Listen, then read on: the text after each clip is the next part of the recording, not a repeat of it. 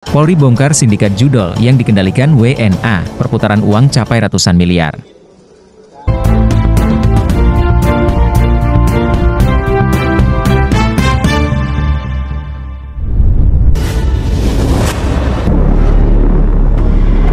Preemptif pencegahan ini maupun juga secara preventif. Silakan rekan-rekan apabila ada atau yang mau ditanyakan, saya bagi pada satu sesi 3 penanya. Silakan. Mas Ilham 1, 2, dari Mbak Yuna dulu, nanti saya berikutnya 3. Silakan dari Mas Ilham 1, Jawa Pos.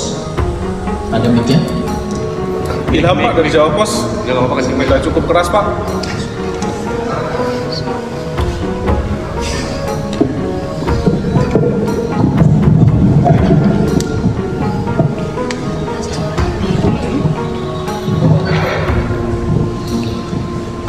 Assalamualaikum, terima kasih Pak atas pengungkapannya. Ini kasus judi online ini selama ini memang salah satu yang menjadi sorotan karena banyak korbannya. Pertama Pak, untuk kasus yang ini tadi disebut ada direktur keuangan, lalu ada direktur utama keuangan juga. Biasanya Barreskrim dalam mengungkap kasus itu dari atas sampai ke akar-akarnya selesai. Ini apakah memang hal yang sama yang dilakukan? Kan biasanya kalau dalam kasus narkotika dari pos tingkat tinggi sampai ke akar-akarnya anak buah ke bawah. Nah ini apakah yang tertinggi ini direktur keuangannya atau masih ada yang dikejar? Itu yang pertama. Untuk yang kedua, kita tahu bahwa judi online ini sudah lama terjadi.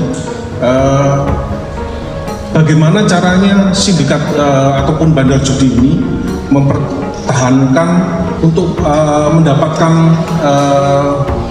klien dari masyarakat ataupun orang yang bermain atau penjudinya, modus apa yang dilakukan sehingga masyarakat tergoyah untuk bermain. Saya melihat itu ada salah satu gambar, ada perempuan cantik, apakah ada unsur-unsur pornografi yang kemudian dibalut untuk bermain dalam perjudian ini. Yang ketiga Pak, tadi ada titipan dari teman soal di mana mereka ini ditangkap, apakah kantornya di sini atau dia menjalankannya di Indonesia, dan bagaimana pembagiannya dengan di Tiongkok ataupun di Cina. Lalu soal uangnya Pak, tadi ada 600 miliar ya, itu dalam 2 tahun atau dalam per tahunnya? Dengan uang seperti itu berapa jumlah penjudi yang bermain dan kemudian bisa dibilang diselamatkan agar tidak bermain kembali dalam situs ini, walaupun tidak bisa disebut sebagai korban, Pak. Terima kasih banyak. Terima kasih Mas Ilham. 1 dulu ya, karena ada beberapa pertanyaan nanti lanjut lagi. Yang terkait pertama adalah masalah struktural jaringan kejahatannya. Kemudian yang kedua, modus yang membuat masyarakat menjadi tertarik. Yang ketiga, di mana tempatnya untuk pengungkapan ini, apakah di luar ataukah di dalam negeri. Kemudian yang terkait dengan masalah uang ya, untuk hasil dari itu berapa tahun, selama 2 tahun atau setahun. Silakan kepada Bapak Direktur 4 pertanyaan yang sangat luar biasa, baik dengan preventif sampai dengan penegakan hukum. Nanti juga pertanyaan terkait dengan perputaran uang yang di dalam dan di luar negeri dari nilai total semua tadi, dan terkait juga dengan masalah PPO ya. Tentunya konteksnya di sini adalah penyidikan di tindak pidana siber, namun nanti akan dijelaskan secara global terkait dengan hal tersebut. Nanti ada kolaboratif lagi dengan Kementerian Luar Negeri dan juga dari BP2. Silakan Pak Direktur. Jadi yang pertama terkait dengan influencer. Ini influencer yang mana? Yang dulu? Artis. Ya, sekalian saya jelaskan. Beberapa pengaduan terkait dengan influencer yang itu artis-artis terdahulu itu ada sebanyak 27. Sampai dengan hari ini kita masih berproses. Sudah dilakukan pemeriksaan terhadap 27 influencer tersebut dan 14 saksi serta 6 ahli yang hasil pemeriksaan klarifikasi itu akan kita lakukan gelar perkara untuk menentukan konstruksi kasusnya, posisi kasusnya seperti apa. Ya, jadi masih berproses. Ya. Gelar perkaranya kapan? Nanti gelar perkara nanti kita kabarin. Nanti apa Pak Mas. Kemudian yang kedua, bahwa perjudian online ini kita kategorikan sebagai penyakit masyarakat. Jadi penyakit masyarakat itu harus disembuhkan. Oleh sebab itu, apakah selesai dengan pengungkapan kasus penangkapan yang sudah sering dilakukan?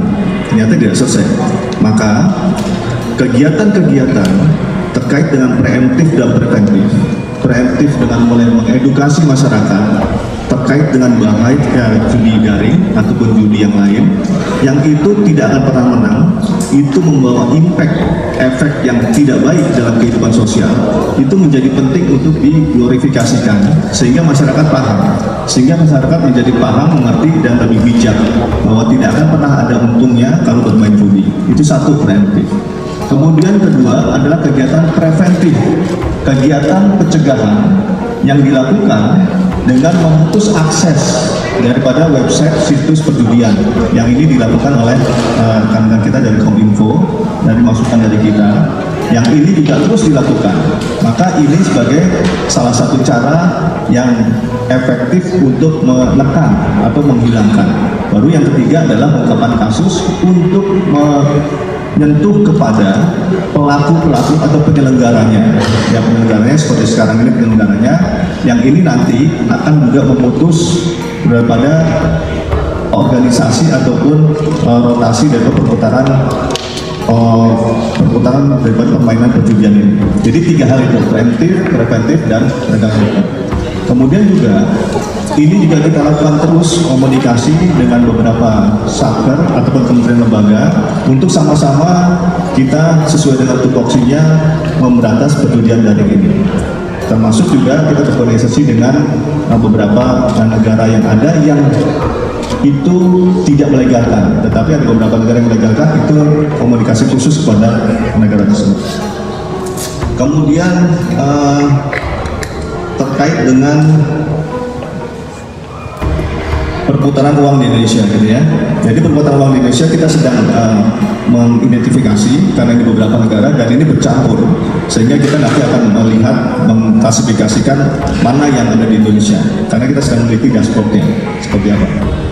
Kemudian backgroundnya warga negara asing ini finance karena dia backgroundnya dengan mengkalkulasi sebagai investor, sehingga itu bekerja sama dengan PJP yang ada di Indonesia untuk melakukan operasi perjudian. Demikian. Saya rasa cukup ya rekan-rekan, sudah cukup banyak. Terima kasih atas partisipasinya. Sekali lagi, penyidikan ini merupakan penegakan hukum yang dilakukan secara kolaboratif dan ini merupakan menjadi penindakan yang secara strategis dilakukan oleh kementerian lembaga dan termasuk Polri, di mana peran masing-masing bisa sebagai support, sebagai mendorong, kemudian sebagai substitusi dan juga bahkan tugas fungsinya berperan secara aktif. Terima kasih rekan-rekan, saya tutup. Wassalamualaikum warahmatullahi wabarakatuh.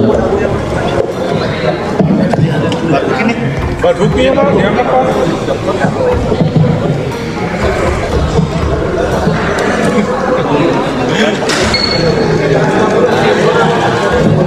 Akan duduk ya. Ini baru. Iya Pak, itu Pak.